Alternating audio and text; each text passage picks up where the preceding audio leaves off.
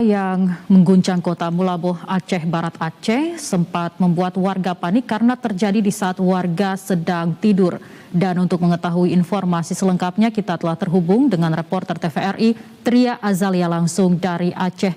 Tria, selamat siang. Bagaimana aktivitas warga di sana saat ini pasca gempa yang mengguncang kota Mulaboh berkekuatan magnitudo 6,4? Tria.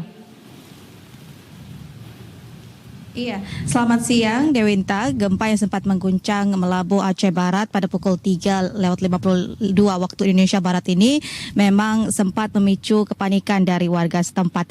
Dari data BMKG sendiri, pusat gempa berada di 45 km kota Melabuh, berada di 3,76 Lintang Utara dan 95,93 Bojor Timur.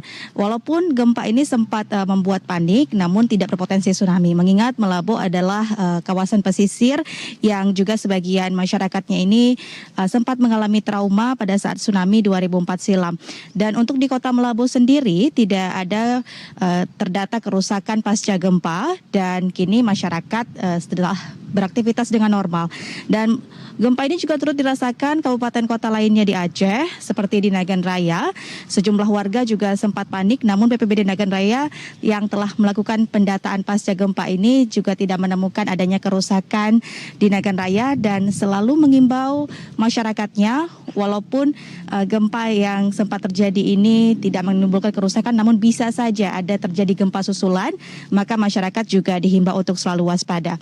Begitu pula di Kabupaten Simelu, Dewinta dan juga saudara, walaupun gempa ini sempat menimbulkan kepanikan, tidak ada kerusakan pasca gempa dan BPBD Simelu juga telah mendata serta Kalak BPBD Simelu mengimbau masyarakatnya agar tidak panik namun selalu waspada akan kemungkinan munculnya gempa susulan.